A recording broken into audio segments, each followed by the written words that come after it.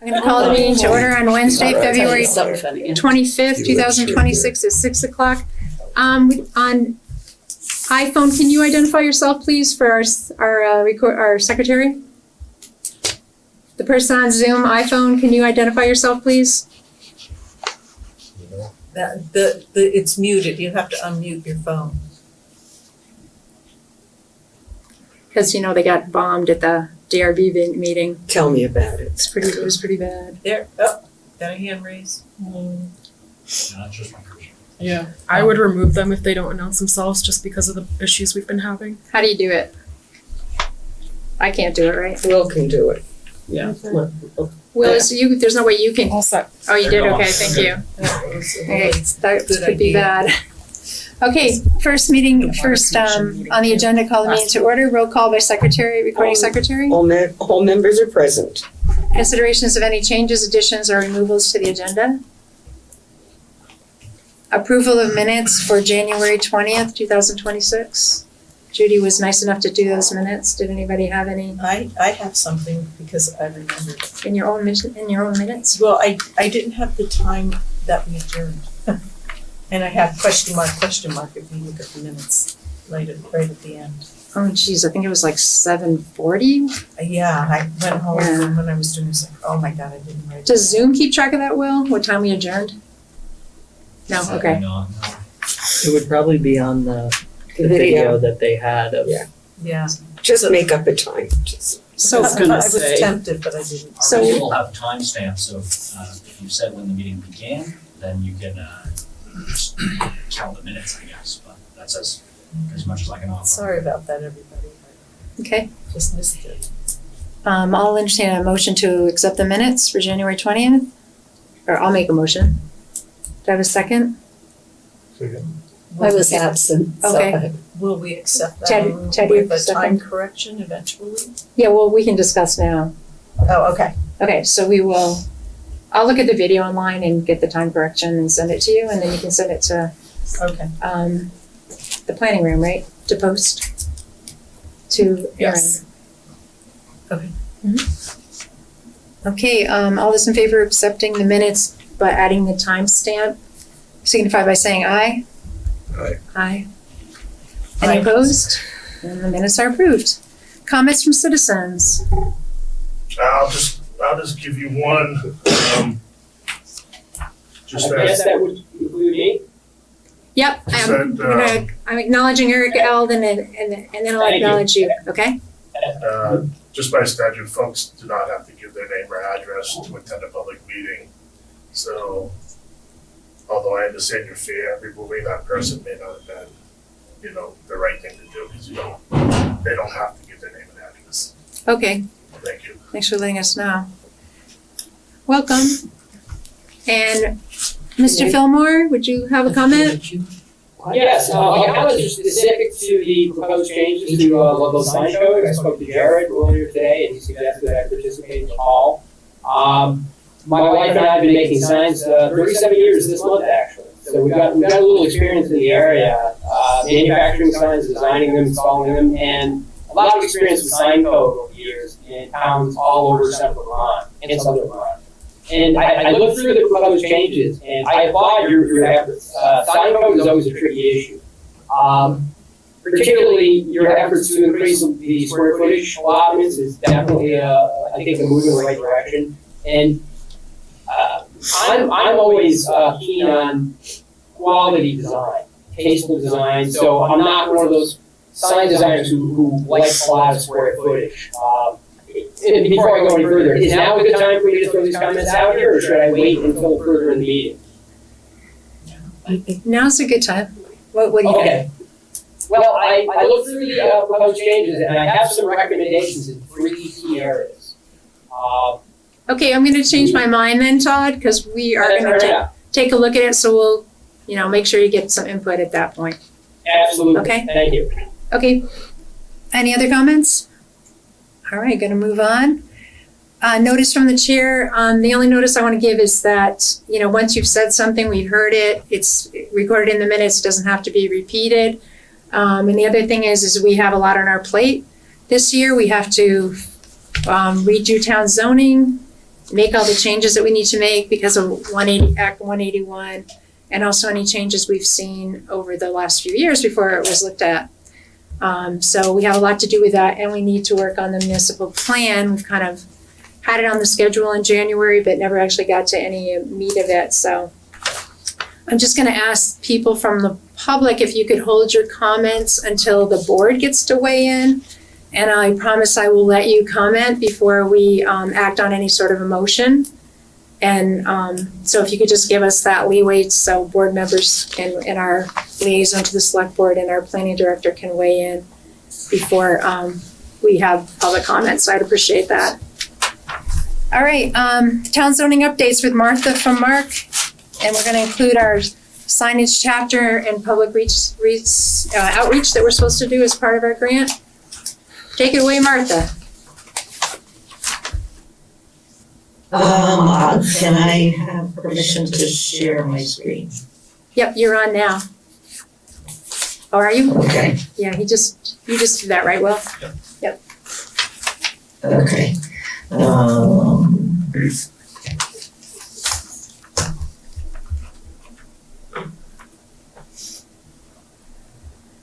Okay, everyone see that? Yeah, and we have it in our packets too, I think. Okay, but you can see it on the screen. Yes. Okay. So I was working on section, I should actually do that. I've been working on Article 5. And I sent everyone that. The main thing I've been doing is making these consistent with the changes that we made to the village regulations, and then flagging certain things that I have questions about. And I also want to hear if you have any questions about anything. So I think the home occupation section was pretty straightforward, just consistent with village regulations. But stop me if there was something that you wanted to discuss. I'm all set with that. I looked at it right before you came. I'm sorry. Does anybody have anything they want to discuss on the 510.1?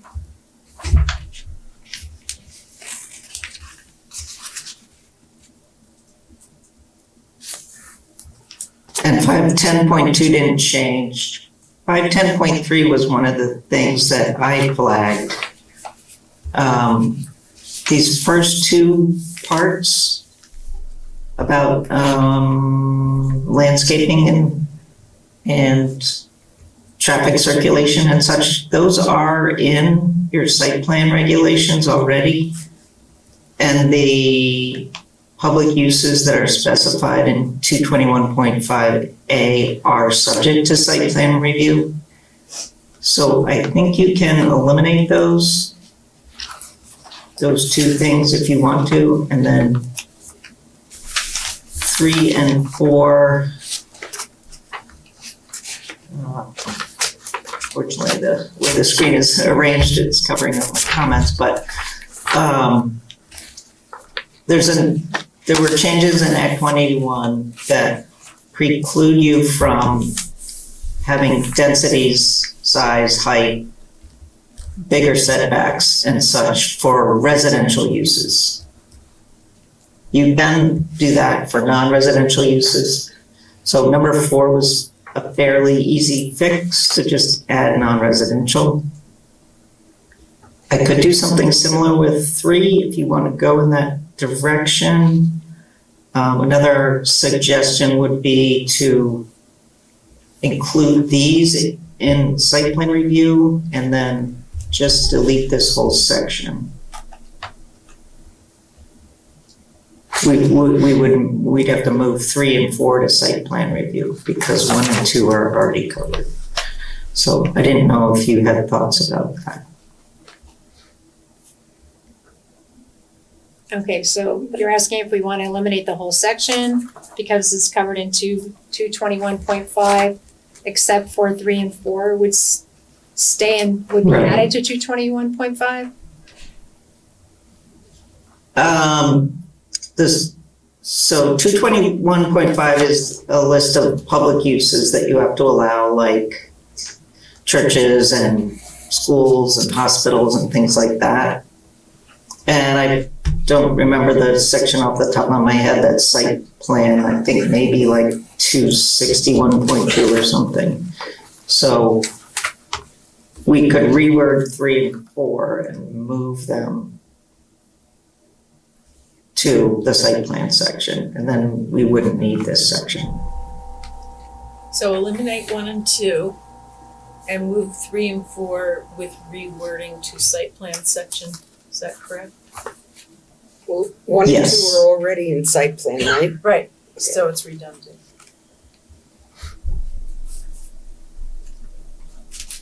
Okay, what's the board's preference? Go with what Martha said? I think so. I think agree so. with You agree? Martha. Okay. Do you see? Everybody here is agreeing with you, Seems to make Martha. sense. Let's do it. Okay, I'm agreeing to move it and reword these two. Is that correct? Yes. Okay, great. Thank you.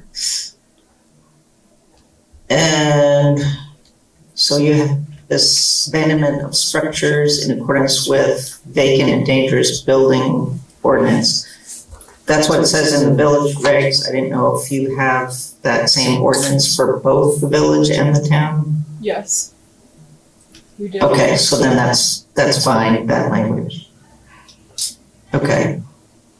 520.2 was eliminated from the village, so I just eliminated it here. The dwellings on principal, dwellings on lots and principal uses on lots. The second section, the second sentence here, there shall be only one principal use on a lot unless otherwise approved as a planned unit development under section 270. Oh, wait, here, maybe I can, there we go. Now I can see my comment. So that sentence was deleted from the village regs and replaced with there may be more than one principal use on a lot within the village RC district.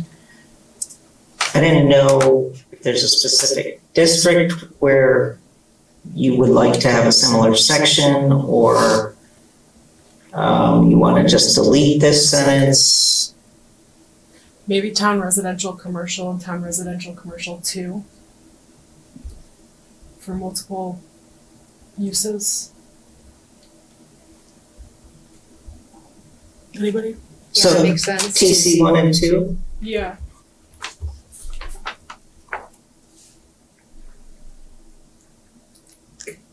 And how does everyone feel about that? How do you feel about that, Ted? That there can be more than one principal use?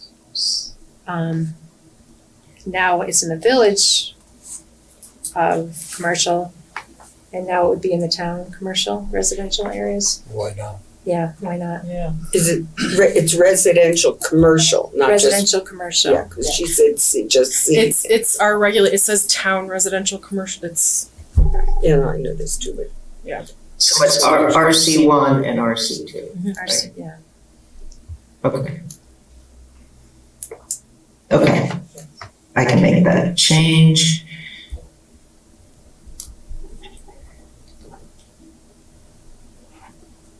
So you have this section 520.6 about lots in 2 zoning districts, and so the question there was whether you want to consider making changes to the boundaries of the districts so they're no longer bisecting properties.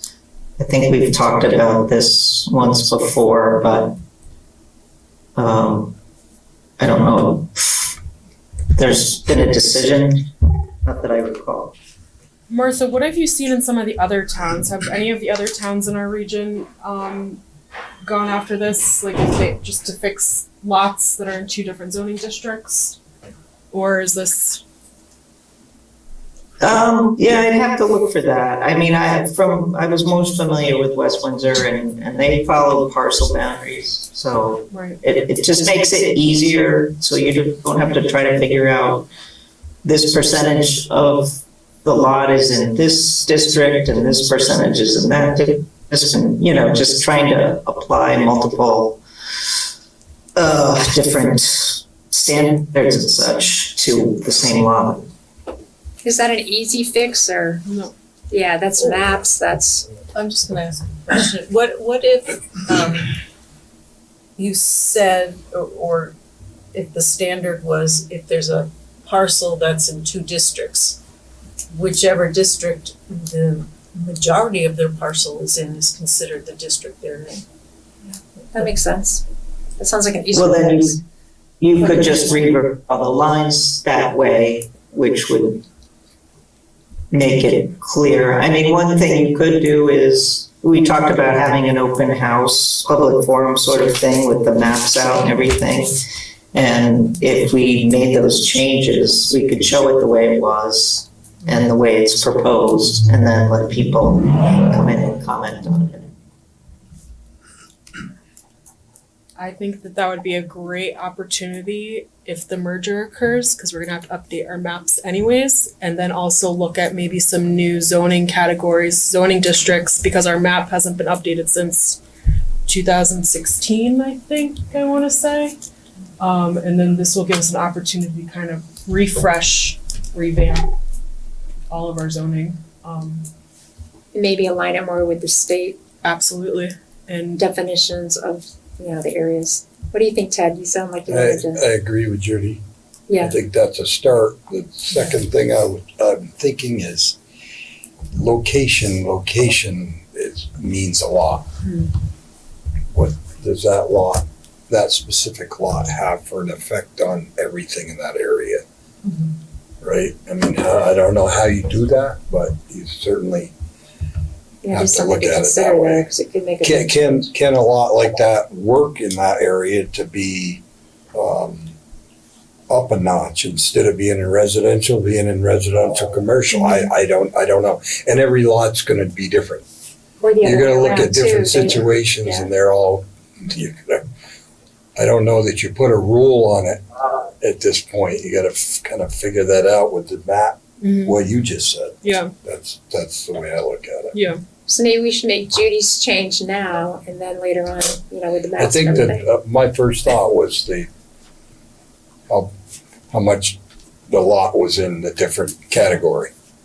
Is there an example where it's a big lot and it happens to have, you know, a little small section here that really should be residential, but the rest is commercial, that all of a sudden that changes this, you know, something that's road frontage or anything like that? And how does it change the neighborhood, the area, you can go deep into it for sure.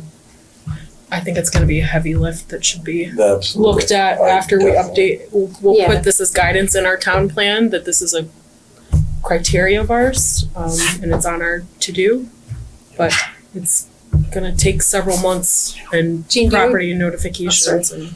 Jean, do you agree to agree. add Judy's Yes. language right now? Yes, Yeah. I like the idea And then- of new mapping. And then You got that, Martha? So if the majority of the lot is in, you know, District A, it'll be considered part of District A. Yeah, for the time Okay. being, and then we're gonna work on remapping after we get some public input. Okay.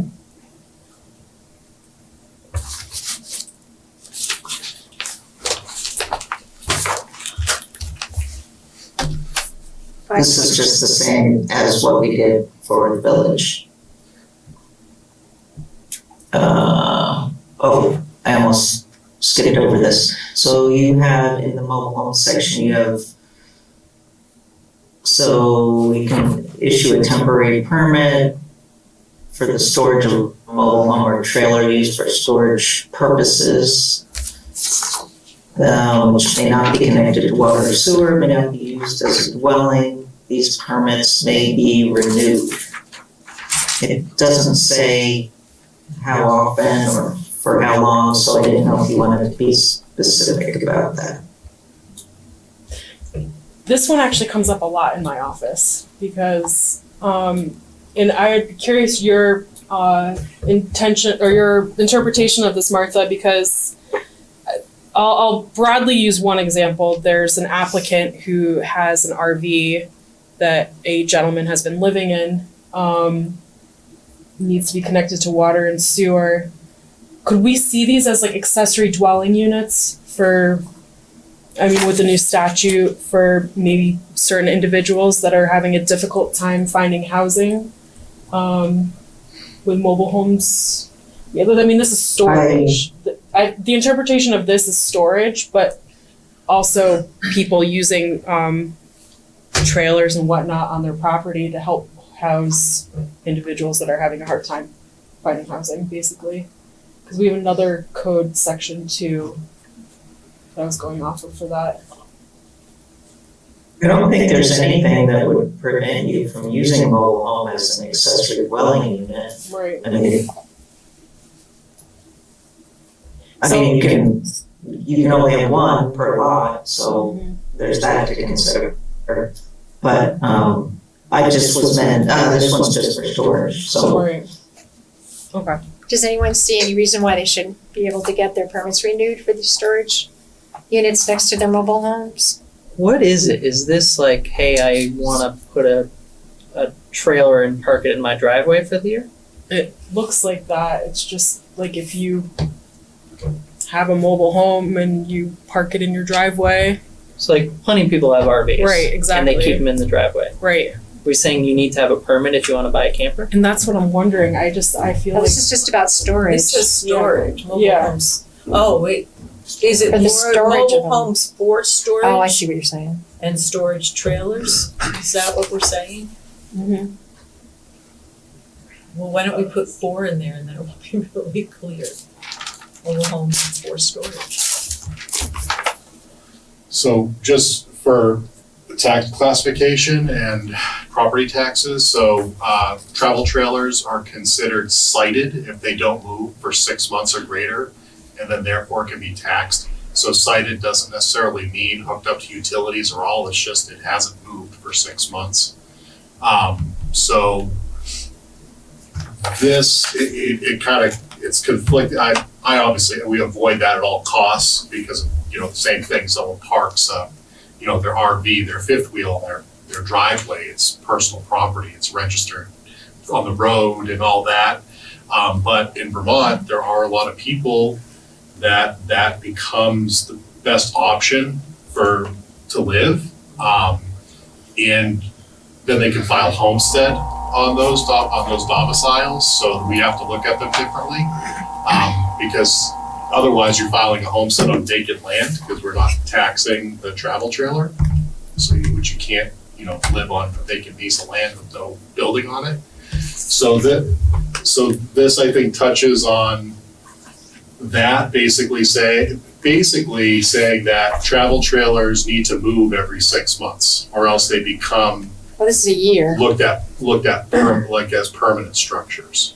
but this is only about them just storing them and not about living. It says they can't be connected to water and sewer. Yeah. Yep. Can we finish the board's discussion though of this? Does anyone see any reason why they can't be renewed on a yearly basis? Does anybody have a problem with that? Or that we should limit how many years they can be renewed? I don't think we should. I mean, why can't people park their trailers next to their mobile homes?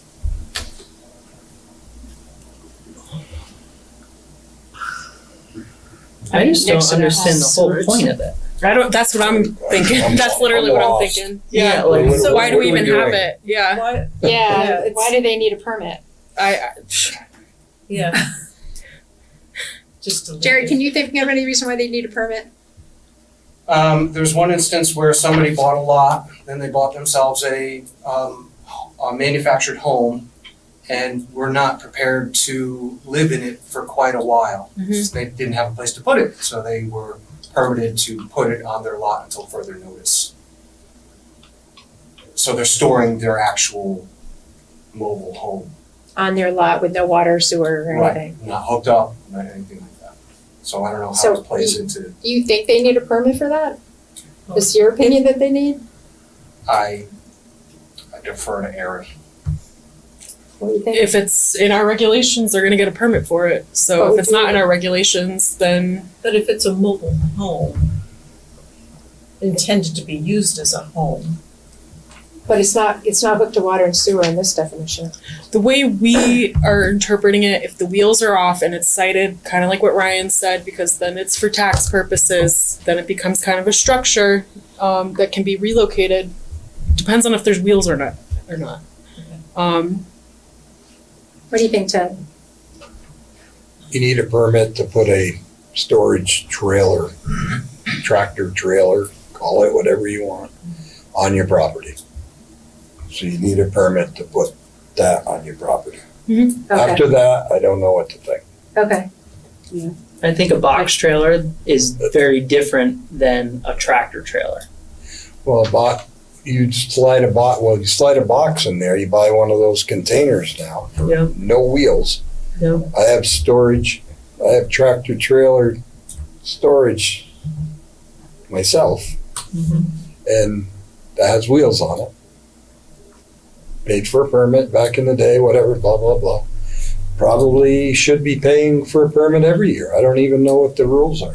Yeah, we're No one comes looking for a check. No one sends me a letter or a note, a bill. I don't think anybody pay. We can go up the road from where I am and I can probably pick out a couple more that are in the same, they're all in the same boat. So it just seems kind of messy. Yeah. I don't know. That's just my opinion. Jean, what do you think? Well, it's very confusing. I mean, that's a good example, and I can Yeah. visualize what you just said. Storage trailer that might have wheels or an RV that you're storing things in. I don't know. and sometimes people use old RVs because they're not good for anything else and they've just become storage. If you have a like a wooden shed and you store like your lawnmower, that type of thing, that requires a permit. like a shed. Yeah. So I don't Might know. as well. Do you see this the same thing? Yeah, I mean, the way I'm seeing this is after the discussion we just had, might as well as require a permit. It keeps me in the loop for what it's being used for, whether or not it's connected to water and sewer for living Yes, purposes, making sure the health and safety is looking okay, or if it's just being used for genuine storage. But is a Yes. mobile home different than an RV? Are we gonna go around and require permits for everyone who goes camping from June to August? It says And for that's it? storage. For Okay. storage. For storage. So Okay, so we're so talking non- about ones it's, Yeah, Got it. Yeah. Got it. and it But says the- may not be connected to water or sewer. yeah, it may not be. So do we care, like, the question is it okay that they get renewed indefinitely? I think so. What do you guys think? Well, I'm not sure I think it should be indefinite because the use might change. They might start out, just not storing anything, and then all of a sudden it becomes something different. I don't see a problem with renewing it. Yeah, because if it became something different, then this doesn't apply. They have to get a different kind of permit. Well, but they might not. Just saying. I don't know. Yeah. I don't see a problem. Whatever Aaron thinks, I don't see a problem with renewing Yeah. an Other application. things that have permits that are yearly or biannually or anything like that. Not off the top of my head immediately. I know there is a couple. I can't think of it off the top of my head. I also don't want to burden people with something that's not necessary. Yeah. Pay for the storage unit, whether it's a box, one of the boxes everyone's using now, Yeah. or a tractor trailer with wheels on it. You pay a fee of 15 or 20 or whatever the heck it is, doesn't matter. It's done. You don't live in it, it's not hooked with water and sewer, why make anything more than that out of it? Okay. I'm with you. And maybe you could make something out of the fact that you put 6 of them on your property. Oh, I'm not sure about that either, because now you're getting into real storage. You know, there's some fine lines there on how I would look at the whole thing, but, and I don't know how to make sense of it, so. Yeah, as long as it adheres to setbacks and. So one thing I used to ask people when I was the zoning administrator in West Windsor, when they would say, can I have do I need a permit for, you know, those like arch structures that have, I don't know, maybe it's like a thick plastic over them or something, and people sometimes use them as like temporary garage. Yeah. And they would say, I think in West Windsor we need to define temporary as 6 months. And so when they would ask, do I need a permit for this? It's just temporary, and I would say, are you going to take it down after 6 months? And they would always say no. So I would say, well, then it's not temporary. So that's just one way to look at it. okay, so I guess we're saying that they may be renewed, and can we go on to 520.8?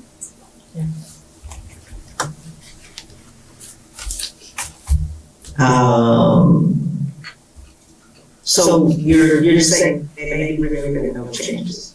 Yeah, that's what we're saying, right?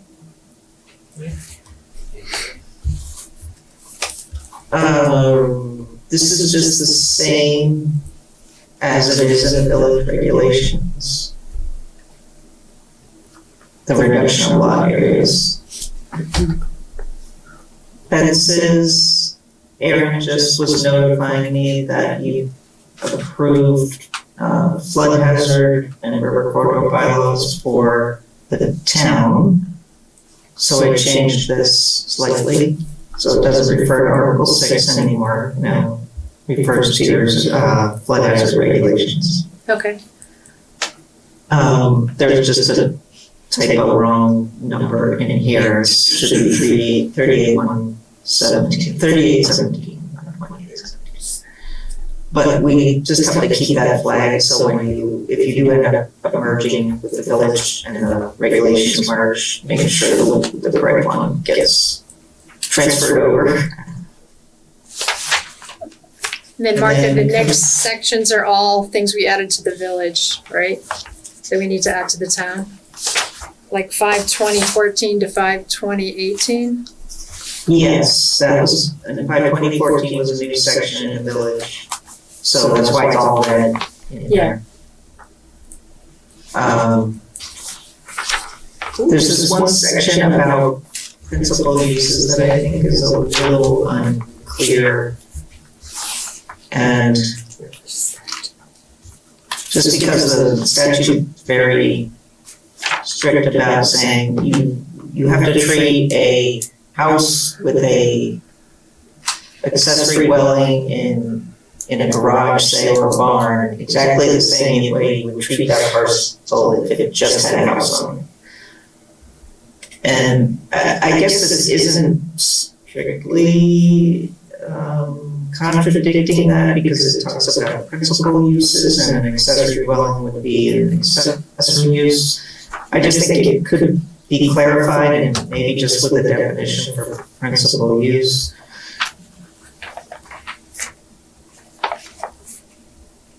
So I don't have a suggestion necessarily, I just think this could use a little clarifying. And there was some discussion about adding mixed use as a use to your zoning, so we could revisit it when you look at it. So we're gonna revisit this? So why did you highlight D and E? Oh no, they're not D and E, they're It's 1 and 2. part of B, B1 and 2. Yeah, so it says an accessory structure such as a garage or barn may be converted to a principal use allow within the district in which it is located only if the structure is located on a subdivided lot which conforms to the lot size, setback, parking, and other requirements applicable to the relevant district and proposed use. That's confusing in and of itself, because if it's on a subdivided lot, I mean, to me, it sounds like you're subdividing the lot with that barn or that garage on it, and now it's on its own lot. So now it is the principal use. So how can we clean And then it if up? this, pardon? How can we clean it up? Well, I kind of want to talk to Jason about this one, because I think he wrote this section, so maybe we can talk about what the intention was and how I can keep that intention here and make it a little less confusing. Okay, and I see the next thing we need to do is come up with a wind turbine. How high it can be, measured from the base of the tower to the ground, at the ground level to the top. I know we just did this in regional bylaws, and there was a number in there, but I don't remember what it was. What was all the other stuff, the workforce housing? And- Those are all things that we already added to the village that need to be added here. Yeah, these were just taken directly out of the village regulations. So I looked it up. I found one thing recommending 30 meters for Yeah, that's what I thought it said. residential. Yeah, which is just, it's like 98.5 feet, so you could probably say 30 meters, or you could say 100 feet. For wind Wind turbines. What's the pleasure of the board? 30 meters or 100 feet? 30 meters. Nobody 30 meters, that's what she said. Wow. So I that'd be think it- 90 feet. Shouldn't it be the same as the Around that, A regional little bit more, plan? A actually. little more. Yeah, that is the same as Meters. regional. Okay, well then, Yeah, it's yeah, more than 100 So Jean's saying we're good with the 30 meters. 30 meters, And Judy? okay. And really tough. Noah? Yeah. Yeah. It's high, but. And Aaron, you good with that? We're just going with the regionals? I haven't looked at that definition recently, so if that's what's in the regional commission, then regional plan, then. Yeah, I don't know, I don't remember if that's what's in the regional one, but I did see a document that was provided to the Public Utility Commission a while back, and that cited 30 meters as typical residential height, so. Okay, so we're moving on to parking? Yeah, so when we did well, as I said in the comment, when we did the village regs, we thought that the entire village had water and sewer, and it turns out that's not the case, but definitely not the case for the town, so we need a second option here, where you have residential uses that are not served by water and sewer. So those are those two clarifications in yellow. Yes, they have different Okay. parking spaces available if they're not on water and sewer. Oh, and I see you added inn and boarding house to that section. Yes.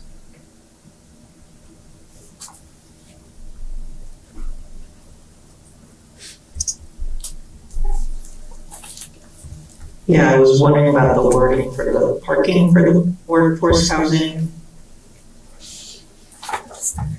Because you do have exceptions allowed in section 5.5B, where they offer parking passes or, they're within, I think, a quarter mile of public transportation or something.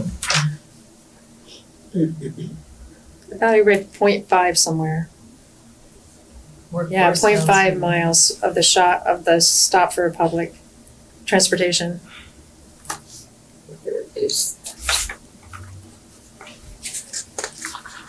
So are you okay with changing the language to just say one parking space per bedroom unless otherwise allowed under section 520.15 B. Are we okay with that? Yes. Jim, what do you think? Yeah. Fred? What section is that, so I can make a reference? Okay, that's 520.15, workforce 520. housing. 520? 520.15, workforce housing. Oh, we're back to there. Yeah, we were in 530, but she's just going back to clarify the workforce housing, parking. That they can have less Go parking if backwards. they're 0.5 miles from like a pickup for Right, Vale or Okemo. I remember that discussion. Okay, we're good with that part, and the off-street parking requirements, everybody deserve to understand that there has to be two different sections because of people aren't all on water and sewer. So what about, it says like dwelling unit. I don't know how many cases there are, but you have 1-bedroom apartments. 1.5 parking spots is more than you may need. Is that limited? Martha, would we be able to say, because this is by statute, it's statute Yeah. that says this, would we be able to say, for residential units not served by municipal sewer and water, over 2 bedrooms require 1.5 parking spaces? So like, if it's just like a studio or 1-bedroom apartment, why are we gonna require 1.5 parking spaces, right? Like usually the fractional parking is for like when you're in more dense areas, not like when it's like a single family residence or a 1-bedroom standoff. Let me read this quickly. Subject to all districts, for every building or directed standards, there shall be provided the minimum off-street parking spaces as set forth below. Just like over 2 bedrooms. Residential uses not served by municipal water and sewer, 1.5 parking spaces. Can we say 1.5 parking spaces per dwelling unit over 2 bedrooms? I think we looked at that last time. Yeah. Maybe ask VLCT. It wasn't consistent with the statute. The statute is Whether specific. whether you can reduce it to 1, perhaps. Okay. We can look into that. So just for, you're just thinking of studios and 1-bedrooms, and you have it just be 1. Right. Okay. And you're out of town, so you probably have more space, so it may Right. not be Yeah. a thing. My other question was, is it not served by sewer and water? What if you have sewer? Is it in the sewer and water, or is it the no? It's a That's all Act 181, yeah. It's a no, we have to have both. You have to have I both. think it's either. I think it's either too, but I have If you have sewer, it spells out if you have sewer and water, you can't require more than 1. Unless you're more than a quarter mile from public parking, and then you can require 1.5. So, And that's 181. yeah, well, it's either the home factor or 181.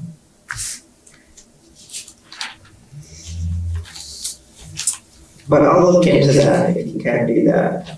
Okay.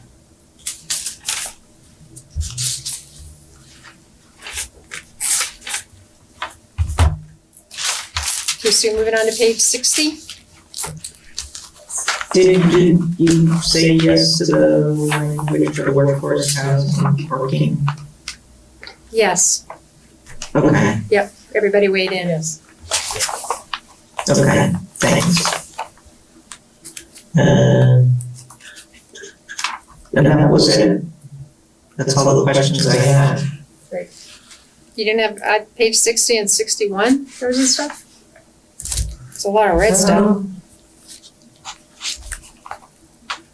This is all just taken from the parking section Okay. of the building regs, so. And we've already looked at all those, so. All right, I guess we're moving on to signs. Thank you, Martha. Yeah. So we've had signs on our agenda for 3 months now. And I know we all took home this section last time and read it through, and Ted, I kind of reminded you and said it to you last minute. I don't know if you got it or not. I sent you an email about it. No I know you're a busy guy. No comment. How are people feeling about the Signage. changes that Aaron and Jared researched for us, and are we ready to move forward on this? We need to go through every single part. What do you guys think? What's your pleasure? I think we've spent enough time on it. I think they've made it really clear. I really appreciated actually like the recommendations. And the research you May did. I make a recommendation, I'd like, ma'am? look, wait just a minute. I like the way it was laid out. I too think Yeah. that's good. I would like to hear from the people that are here to Okay. comment on it. Okay, nobody on the board wants to comment on it? Okay, let's go ahead. All right, Mr. Fillmore? Yes, thank you for taking my my thoughts in tonight. So as I said earlier, my wife and I have been making signs in the central southern Vermont area for about 37 years. And I don't know if you've got a laptop available right now. You can quickly look at our website and get a sense of the kind of work that we do while we're throwing some ideas out. DistinctSigns.com is the website. Signs of distinction is the name. I would like to just throw a couple of ideas out as I scan through the rough proposal of the proposed changes. So on lighting, let me back up for a second. I understand completely what you folks are trying to get to, and I support every aspect of it. Ludlow is basically a small town, and you want to maintain that small town character. And the type of signage that we do usually lends itself to exactly that kind of environment. We always go for a tasteful presentation and careful use of materials and so forth, more towards traditional sign design and so forth. So as I'm looking through the overall scope of the proposed change, it's obvious that you're trying to avoid the use of, for example, a lot of plexiglass backlit signs and so forth. This is all very good. Specific to lighting, I have a couple of recommendations to make. There have been many innovations and changes in exterior lighting over the past 20 years particularly. And things have changed so rapidly that a lot of municipalities haven't caught up to this. LED lighting is just fantastic. I'm using more and more of it these days. And it allows flexibility that was not possible 20 years ago. So one of the proposed limitations was no internal illumination at all. And I understand the intent, but I'm worried that the implementation might not match the intent in the context of, again, things like LED lights. So for example, there are lighting solutions that use LED lights. They're not internally lit. They don't have that garish look that a backlit plexi sign has, but they might be construed as an internally lit sign. For example, halo or perimeter lighting or dimensional graphics that are offset off of a panel can be very tasteful. Very low intensity light can look very dramatic and very much in keeping with the character of a small town. Soffit lighting, perimeter lighting in signs, and so on and so forth. So I would definitely recommend considering crafting the language in such a way that you're not accidentally eliminating those possibilities.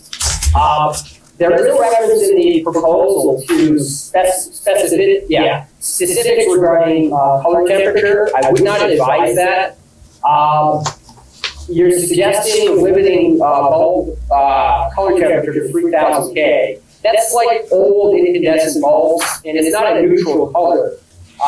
Whenever I light signs, I tend to use a 5000 K or even 6000 K light. It's a much more neutral light, depending on the application. Mr. Fillmore, where are you talking about right now? Because I was on. So I'm in the lighting section, so Okay. let's see. Yeah, Still in the internally illuminated section? Correct. On that? Yeah. Okay, So, page 39, thank you, yeah. at the top. Mr. Fillmore, can you provide some examples of towns in Vermont who have these lighting requirements that you're speaking about? Many, and that's part of the problem, is that the sign code in general, and again, I've been doing this for years, the sign code across much of Vermont has not caught up to these innovations yet. So again, most small towns rightfully ban internally lit signs. But these newer lighting applications, as I mentioned, they can be gorgeous. And they're not allowed in many of these small towns. And it's a shame because it offers a number of advantages. Efficiency is one, ease of fabrication and installation, flexibility, you can just do amazing things with them. So I hope that kind of answers your question. I guess I need to see examples of them. Yeah, we Understood. historically not. I wish that I had come across the proposals earlier. I just found out about this afternoon, so I had very little time to prepare. If you want, I can send you some examples. I don't have too many on my website, but it's something that's more and more common today. So again, I guess what I'm trying to drive at, specific to internal lighting, I would be careful on how you define that. So examples that I think should be allowed would be, for example, soffit lighting. That's not really an internally lit sign. It's an overhead soft light that provides architectural lighting for dimensional elements of the sign, as one example. Perimeter lighting around graphic elements. Halo lighting. I can show you one example on our website, perhaps, if you're on it. I'm not sure it's on there. Why don't you send us some pictures and then come back next month and we'll take a look at those, okay? Be happy, okay? Yep. So, next, I'll make this as quickly as I can here, because I understand you got a lot of territory to cover. One other recommendation that I found in the proposal was specific to materials. And the recommendation was to disallow synthetics. I definitely do not recommend that. That's actually, I've seen that in other areas. I believe Killington has that limitation. And frankly, it's extremely frustrating for modern sign manufacturers. Where is that located? What part of the signage is that? Bear with me, that is in Page 57. Page 57? I think it's 67. So yeah, this is bullet point number 4 on page. Yeah, it's number 4 under reinforced village appropriate materials and craft. Is this number 4 under what? Reinforced village appropriate materials and craft.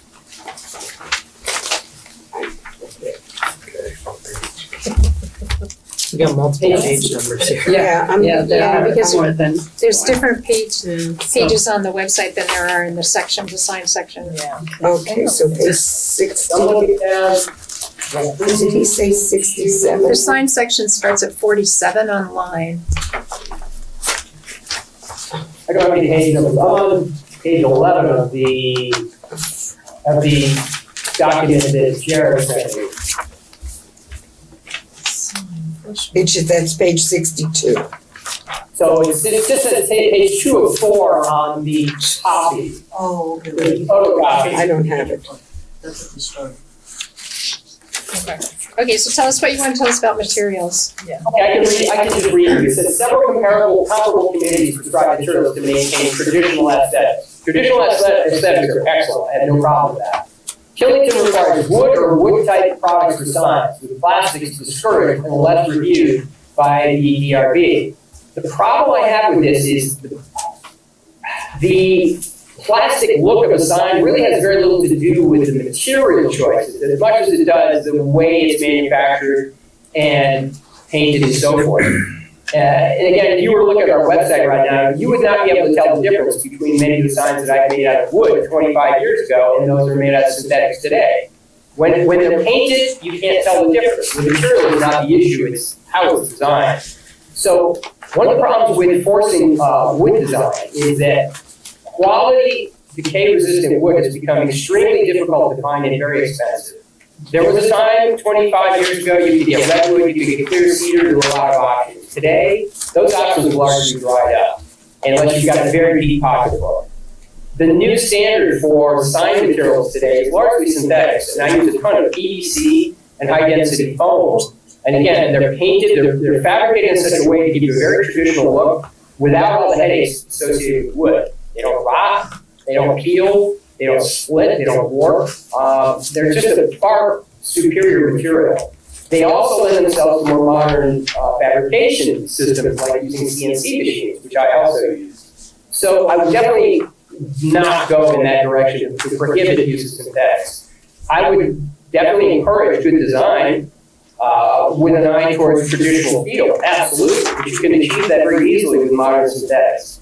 So again, it's not the material that's the problem, it's the designer of the designer. So let's see, 2 more bullet points and then I'll get out of your hair. There's another reference to mandating specific color palettes. I would be careful with that. It gets a little bit too much into personal tastes.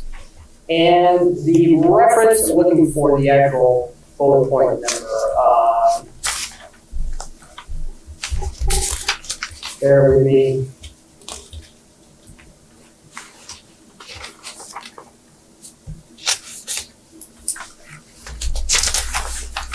I read it and I can't find it, but it's in here, trust me. There's a reference to color palettes and leaning designs toward a more traditional feel. Now, that works well for some businesses, but not all. So a more modern upscale business might lean towards a more modern palette and modern colors, modern choice of material and so forth, and still be very tasteful and in keeping with a small town. So I would be careful with putting too many sticks, I guess you could say, in your sign code, and maybe lean more towards carrots and encourage good design. Possibly with the caveat that you know, designs may be rejected for specific reasons, something along those lines. The last area that I'd like to throw at you is regarding sign numbers and sizes. One of the simplest systems that I've seen anywhere, and I'm not sure what town it is, Rutland has a pretty good system with it. If your overall requirements or restrictions, I should say, for size, for sign numbers and size are dictated by the frontage, it's kind of a fair system that covers a number of bases automatically. So as an example, we're in the process of dealing with a complex situation right in Ludlow as we speak, which led me to you folks tonight. The Ludlow Community Center, the Black River Good Neighbor Services, and the local TV station all occupy the same basic property in different locations. And under the current sign code, they're only allowed 2 signs each, one on the building and one on the road sign. This is a major headache for some installations, like, for example, the community center, which, because of its nature and its size, really needs a little bit more signage to direct people properly to the entrance and so forth. So the frontage, by using frontage as a primary barometer for the number of signs and the total area permitted, it kind of automatically allows larger complex properties like that to contour their signage to fit their individual needs. Whereas a small property might only need a single sign that's, you know, hanging out on the sidewalk, for example. So a simple matrix maybe, as the square footage goes up, the number of signs permitted goes up, and the area goes up, obviously with limitations. Does any of that make sense to you folks? Yeah. What do you think, Jared? So other than the most recent diatribe by Mr. Fillmore regarding the number and size, he was referring to much of the preamble that was not included in our current laws. Right, because I know we have, yeah. And that weren't addressed as of yet. Yeah. So basically what was done was to not so much expand any of the current regulations, but to help the current business owners comply with our sign laws. Currently, signs are limited to a certain number of square feet per lot. If there's multiple businesses on the lot, their signs would be the size of your laptop or something, you know, incredibly small. So we decided to give them all equal weight, and instead of 16 square feet for the lot, it should be 16 square feet for the business. With regard to the lineage that Mr. Fillmore was speaking about, we did include a new proposal that would be certain percentage of the building's frontage Yeah, we talked to about be that. allocated for signs. So in one particular instance, you would have in certain districts a percentage like 35, 30, and 25%. And then so Mr. Carl and I were speaking, and I came up with an idea, and did some research, and a lot of towns measure the height of the linear allotment usually at about 1.5 square feet per linear foot. So that is able to give multiple businesses on a lot in particular districts a fair share of linear footage that can be viewed from the road.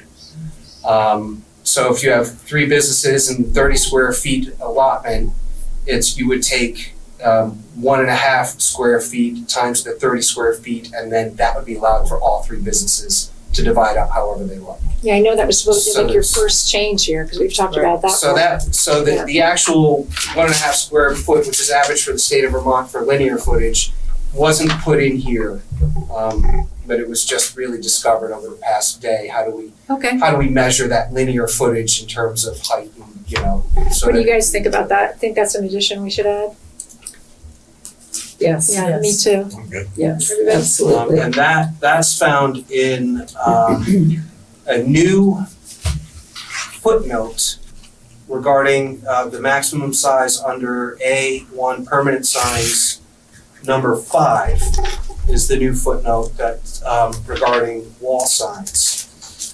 So the monument or key signs really haven't changed any, but we want to give a fair share to other businesses on a multi-tenant lot. So that they didn't have to split up 16 square feet, whether it's 2 or 3 or 4 businesses. They would each be allowed that 16 square feet, Okay, or you could work it out in a linear fashion. so, May I interject just one comment very quickly, and it's an apology. Mr. Fillmore, I want to check in with the other people here first, okay? Sure. The other people Okay. that came out. Is there anyone else that wanted to speak to this sign section in our public here? Yes. I would want to say something on the material. I think allowing people to use, business owners specifically, to use something like plastic or something relative to that will allow a level of creative freedom. And if, let's say we use Green Mountain Sign Company, if we use Adam as the benchmark, right? He knows the bylaws enough, and we say, you know what? Let the metal or wood-based signs be the top tier, be the premium. It's one of those things that there are companies that can shell out that much money, but somebody who's a smaller business or looking for a more temporary sign or something a little bit better, they can work towards a plastic sign. And not only that, as a tradesman myself, I know that plastic PVC adheres better to things like adhesives and the building itself a lot more strongly, and it doesn't decay that fast. Well, Plastic thank you itself. for your small business input. I appreciate that. I'd like Yeah. to hear what Adam has to say. First off, I really appreciate the amount of time that you guys put into auditing the previous regs and kind of finding a way to create a more uniform balance to what is, currently in place amongst the different businesses. Finding ways to kind of open up the opportunities for new businesses looking to update their signage and enhance their visibility. I didn't catch the part about the limitation on what materials could be used for sign substrates. I can agree with Mr. Fillmore that, maybe considering, plastics and composites and pipe as well, because those materials are more durable, they are longer lasting, they are more economical from a cost standpoint. Wood has a variety of different challenges associated with it, but I do understand how you would want to try and keep that aesthetic kind of going. Sorry, go ahead. So currently, I think the only material limitations are in the historic preservation district. Yeah, I was gonna say, I didn't see that anywhere in here. Material restrictions. May I interject briefly? It will explain what might confuse you. And again, I apologize. I had very little time to prepare. This all happened at 4:00 this afternoon. I did not get to the end of that document, so I was working off of some of the raw proposals that the actual proposed code was Right, based on. what's your suggestion? So I apologize. And if it is specific to the historic preservation district, I could definitely get on board with that. Yeah. Because that is a I was part gonna of say, I didn't read that town. anywhere. Yes, Right, yeah, right. that's part of, sorry, go ahead, Jerry. No, continue, That's a part of town where I think that should be upheld, for Yeah. sure. Just in my personal opinion. Does anybody else on the board want to weigh in? Are we ready for a motion? A little cut and paste? Jared? I just wanted to mention a couple of other bullet points. Yep. There are a couple of new things that I've included in the sign regulations. One being a sunset clause. So if you're upgrading your sign significantly, whether it's lighting or design, it has to meet the current regulations. So over time, it'll homogenize the town's signage. So people can keep their signs for a very long time internally lit that have been there for 30 years already.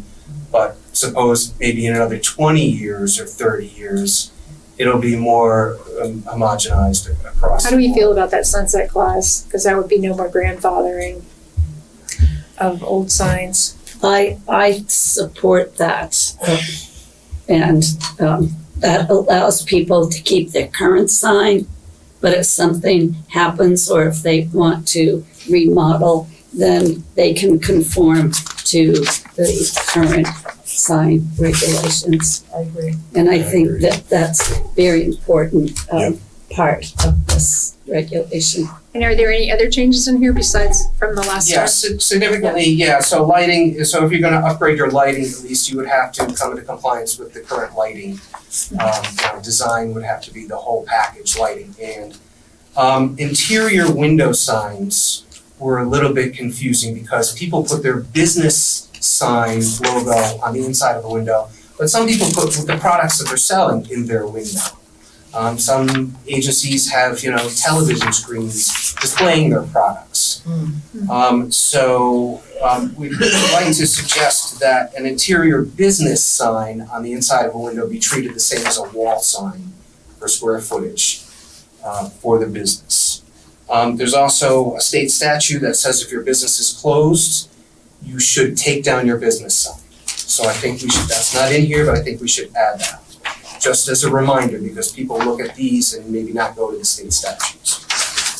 And one last thing is there may need to be a structural review period that occurs occasionally for the safety of people. Some signs are older, they're metal, they haven't been taken care of, and they run the risk of, falling on cars or people. So somehow, I think in the future, what's not in here is we might want to look at some of these things in state statute and structural reviews. Okay, so is the board okay with the changes that Jared just suggested about, geez, I've already lost track of it. What did you say? Oh, the lighting and the Sunset clause. sunset clause on. And the fact that if a Sunset business clause is closes. number 6, I think it's A6. It's just a brief sentence, but then the lighting is a couple pages later under D lighting. Page 36, top of page 36.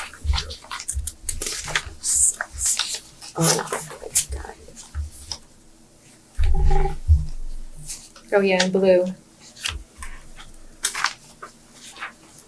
I think our applications will require a few more details too, but nothing really worth getting into.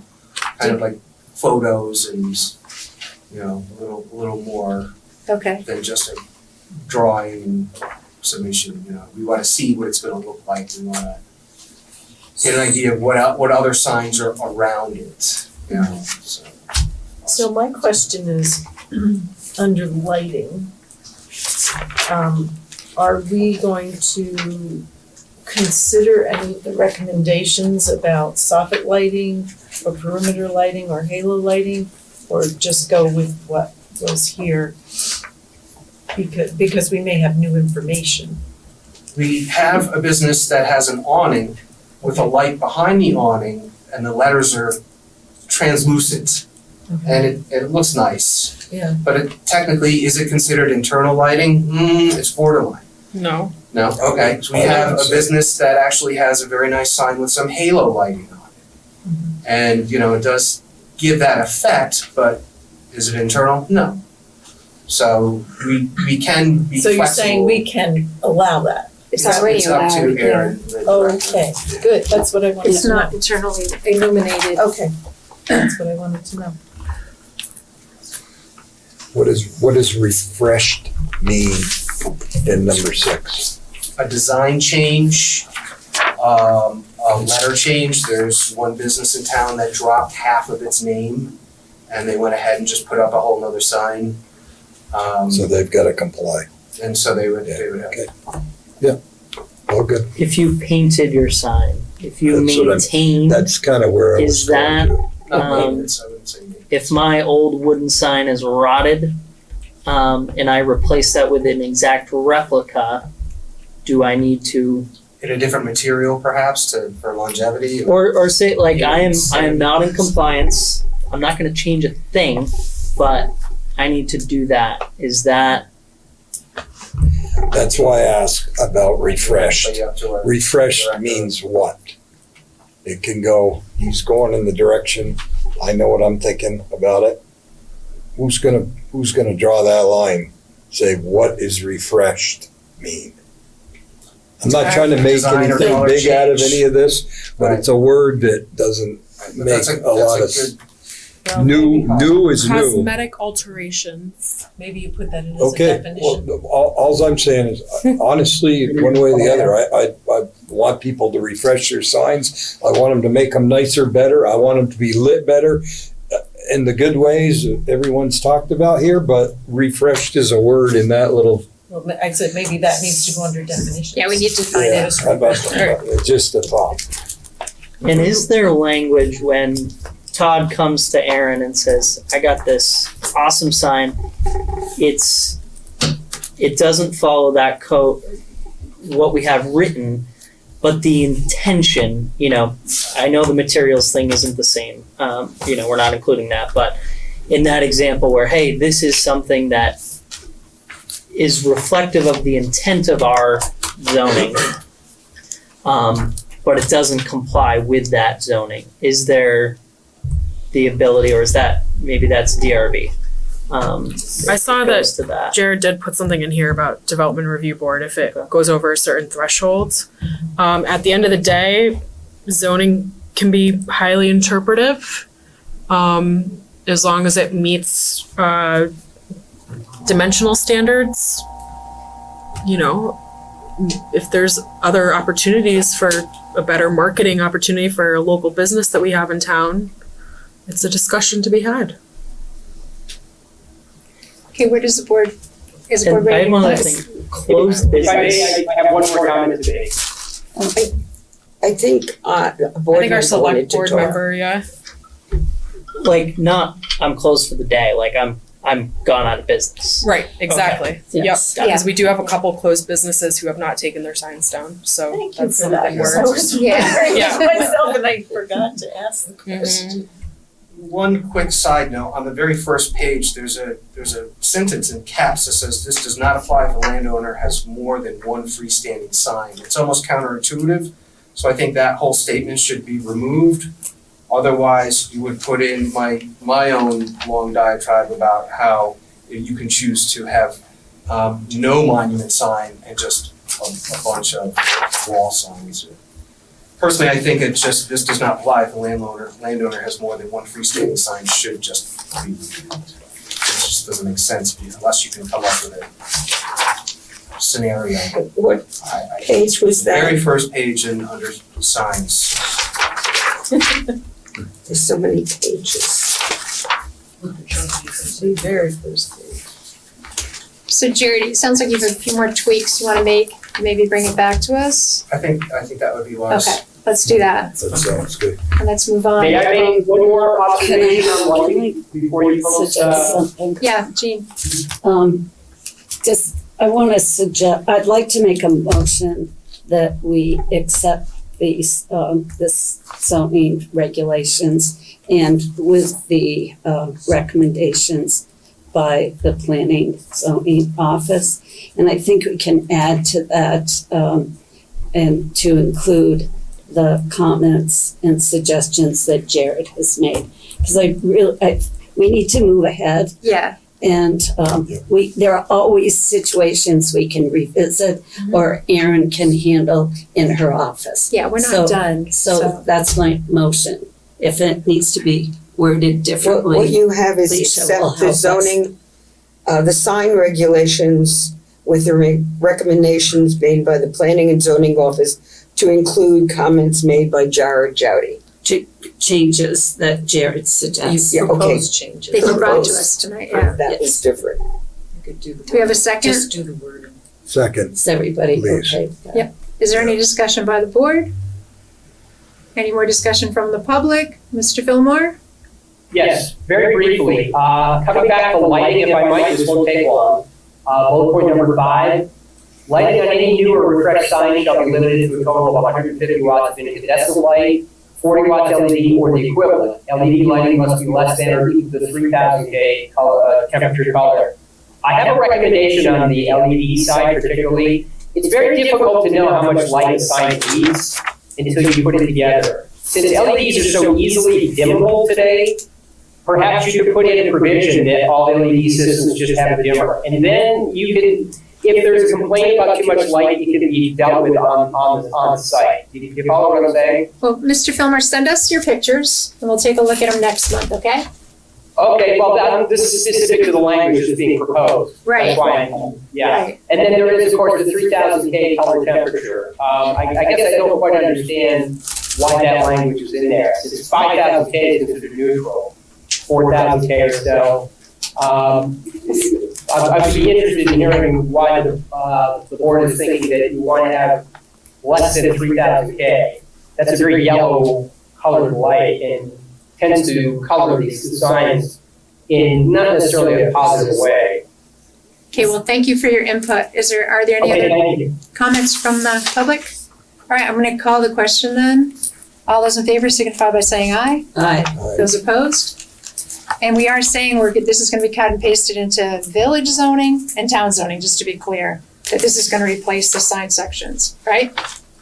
This was only the village that I looked at, so there may be things. Yeah, but we need We can post, we need to yeah, update yes. the town zoning, so Yes, now that I think Just about it, yes. makes sense, so maybe we could have a And motion. if those need to be I tweaked. was gonna say, if the lighting needs to be tweaked, like if you guys find you want, we can amend that next month. Yeah, of course, yeah. Or at any time. Yeah.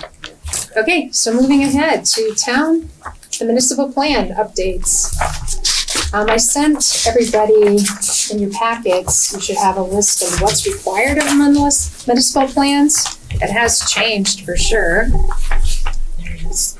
So our requirements are, have to have a land use plan. And just about everything has to have maps to go with it. The transportation plan, utility and facility plan, education facilities plan, flood resilience plan, energy plan, economic development plan, housing element, natural scenic historic resource protection, implementation. We have to be compatible with regional and adjacent plans.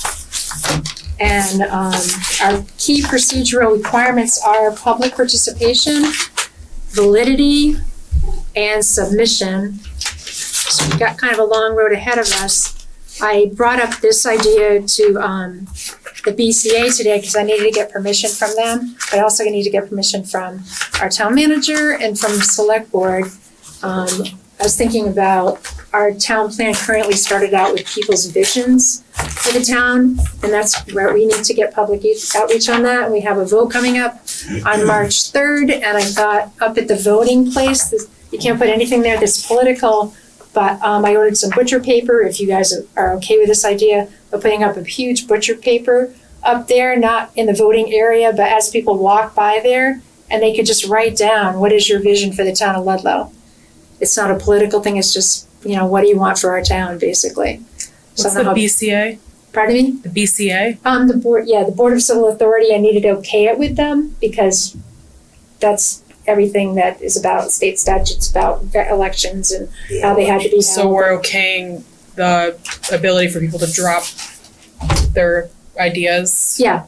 Okay. Has this been run by Mount Scottney Regional Commission? Because they should be the ones ushering this forward, the town plan, in conjunction with us. Well, they're not, we don't have a grant with them right now in the town plan, but I know Jason, I went to the regional meeting on Monday, and they are gonna be able to give aids to town plans, but I will run it by Jason, for sure, and Martha and Allison. How does the board feel about it though? And how do you feel about it, Erin? And Noah? I think that anything with the town plan should be done separately. I mean, if you're the board BCA, this is the first time I'm hearing about it, and it's what's today, Wednesday, like a couple days away. So this is new to me. I can't really I think offer any the only input. role that the BCA had, the question was really directed to ULA. Right. That if it was within the regulation of the voting area, Yeah. that was the only question that came before the BCA. Would it be allowed within the Is it voting legal? area? Yeah. Is it Not, political or not? But I'm getting very more permissions, but first I wanna make sure the board's on board with it. Well, I'll tell you my, excuse me, my only question regarding this is usually when you do something like that, like a vision type thing, it's kind of a guided thing. Sometimes people need some of the background information before they can give input. And if you just put it up there and say, what is your vision? It's gonna be kind of like a crapshoot. Sorry to The other use that idea I word, had but was these sections that we have to fix have, that. these sections that we have to work on, we could put those categories up there. So what is your vision for the town of Ludlow? Transportation, land use, education, housing, energy, and put up our categories. So people could have more specific places to write their comments.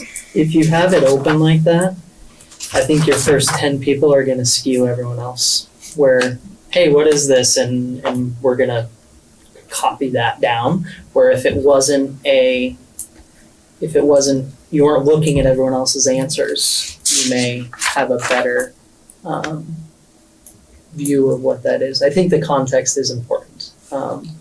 I like that idea because that's probably the best time you're gonna get the participation, but do you have enough time to get that context? Yeah, that's. I don't know. We're gonna have the merger vote in a month and a half. Maybe that's a good time to do it. So we can plan. The town or the village? I they're both think that the merger vote should just be the merger vote. I think, and that's one thing that most people aren't gonna think this way, but some people might. Oh, does this have to do with the merger? Are we gonna have to, change our town? So, I don't know. It's kind of an experiment, we'll see what we get. This town plan, the one we currently have, starts out with that, people's visions. I'll show you on page.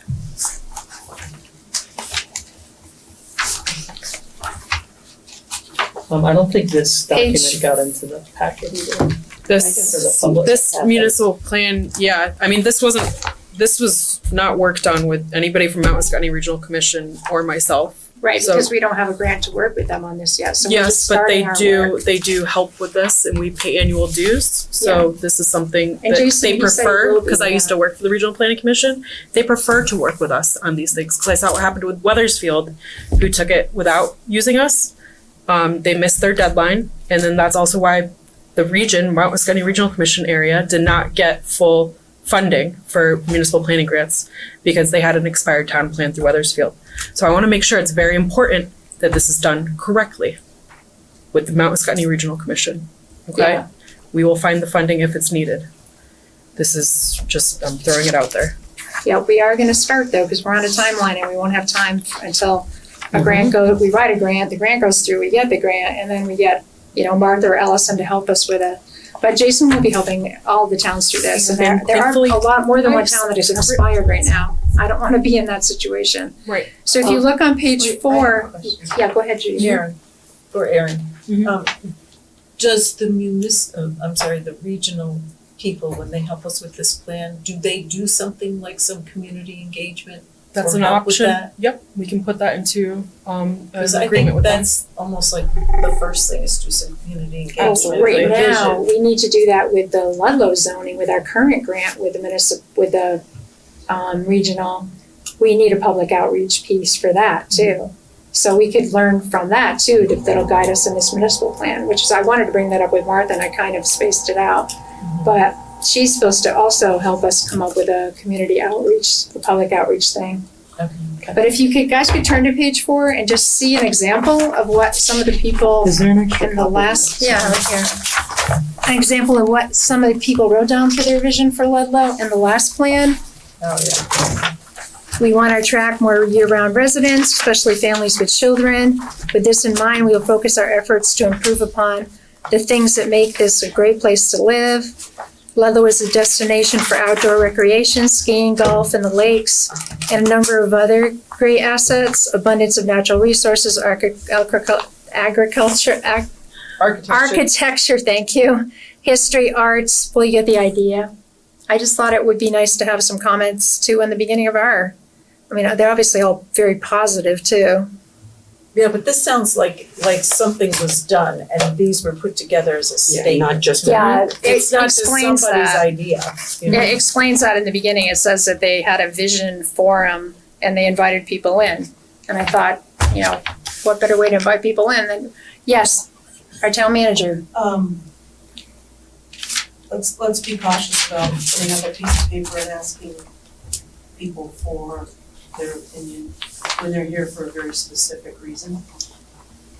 For all the reasons that have already been stated, I think that we should put the time and energy into creating one event, a roundtable, an open house, where it is facilitated by the very people that can help us pull out and engage people's ideas.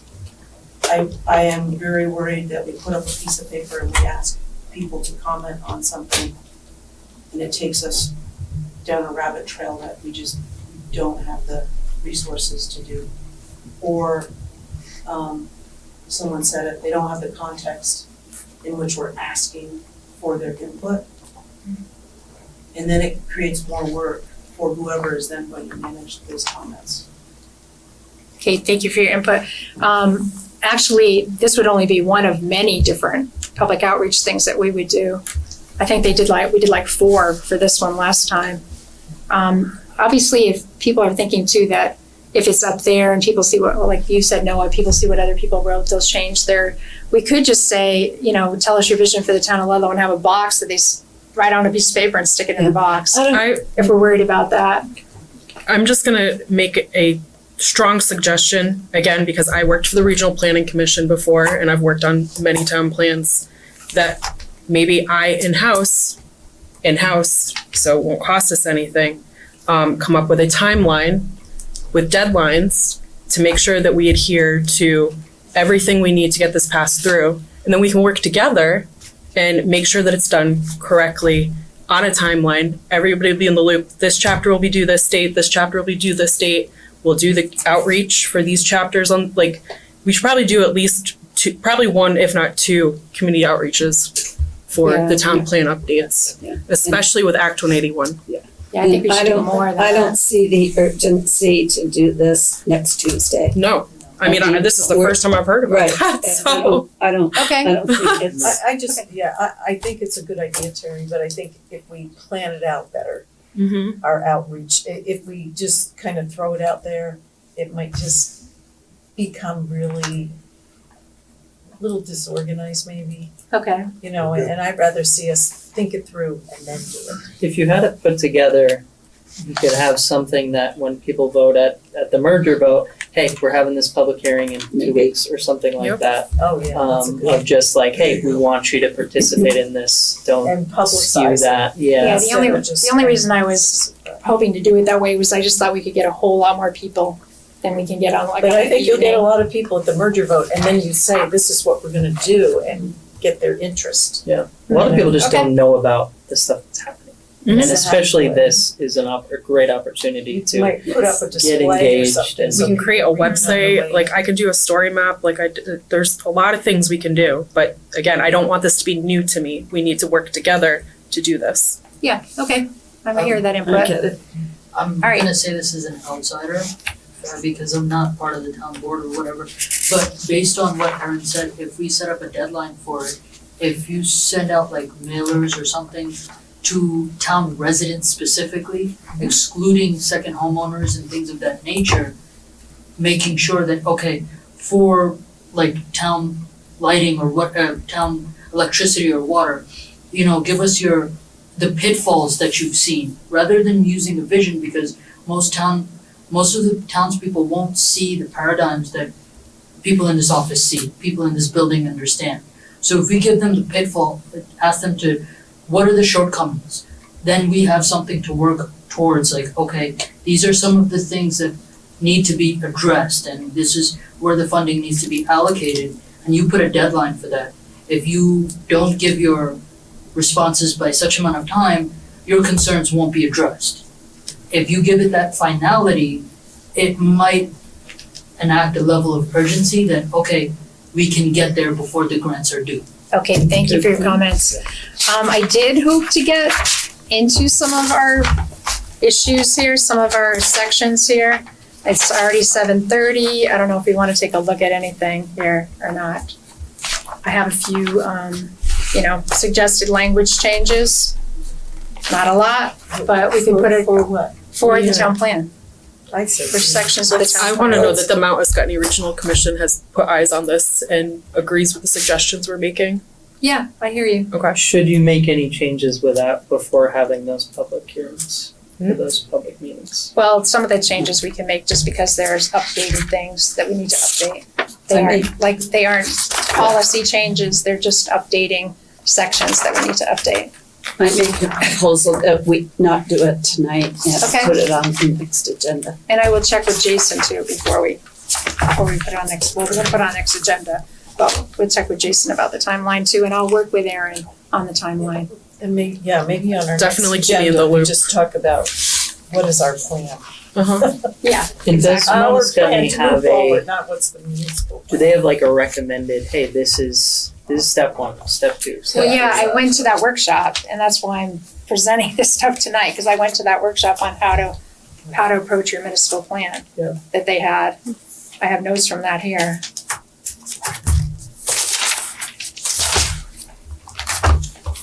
You good? Yeah, I make a motion to adjourn. okay, Alright.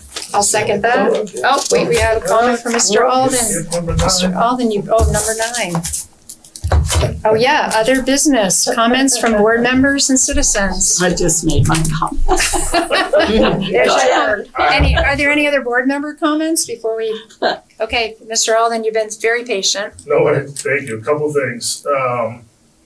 First with the municipal plan, and if you recall last year, you did your board up there with what visions you wanted, and you sort of narrowed it down to what was important, and you spent the whole meeting doing that. And then if you recall, I brought in the past 10 municipal plans, and they all had exactly the same thing that you had up there. So the visions for the town aren't going to change. You know, a lot of those are going to be the same. What needs to change, and maybe with the new administration we have, this is really where things will change, is how are you going to implement those visions? Because over the past 30 years, those visions have been the same. That municipal plan has been created, and then it goes in a draw, and 5 years later, you go through the same process again. I would love that we didn't go through that same process again. Yeah, the state is very specific about how these goals have to be implementable, they have to be able to implement them. There's timelines, there's lots of things that they're not just gonna accept goals that are unattainable. But any municipal plan for the past 30 years has had goals, timelines, and how to do it. I hear you. None of them have been done. Because I'm working on the regional plan right now, and it's the same thing. It's like, okay, so you had this goal, and it was for 2024, and my comments on the things we've been looking at is, was this accomplished? And So one of the goals, goal number one, should be how are we gonna get these goals to the finish line? yeah, And that's what we should be working on. right. Which is a good segue into my next comment if I can. You've mentioned several times in this meeting that there's a lot of work to do. Yet we're always looking at the clock for a time. I'm not sure why this board has set a time where they can only do their work within an hour and a half window. There's so much work to be done that you can't even chip away at what needs to be done for over 15 hours a year, or 10, 12 hours a year. I would make the suggestion that this board should meet twice a month with no time limit. Like, why are you putting a time limit on the work you need to do? It happened again tonight. Oh, we're at 7:30. We can't go any further. Well, Why can't because, you go any because these further? are, well, I can answer that, because these are volunteers, and it's actually part of our bylaws, what time the meeting starts and what time the meeting ends. But we have in the past had special meetings when we have to get things done that we haven't gotten done. So that may happen. No other board has timelines on meetings. That's not true. Maybe not here, but I've seen other boards. Select board does it, the village trustees don't. I said maybe not in Ludlow, but I've seen other towns that do. But how do you expect to get the work done that you say you need to get done Can I in comment? an hour and a half a month? Jean? I think we're all looking forward to the new leadership. And I think Erin's gonna help us do those kind of things that I agree with you need to be done, such as another meeting, maybe one meeting for one thing. And we'll let Erin help us do what you're suggesting, and thanks. And Erin was one of our goals. Not Erin, but her position. Yeah. We're happy to have Erin in that position. Good I'll rephrase points that. that you've Thank made. you. Stop looking at the clock and let's work and get some things accomplished. Okay. Jean, do you want to restate your Yes, motion? yes, I make a motion to adjourn. Ted, were you the one that seconded that? Not because it's I did. 7:30. Yes. Okay, Once we go to it's 7:37. All those in favor? Bye. Aye. Aye. Okay, thank you. Thank you, everybody. Thank you for people who came.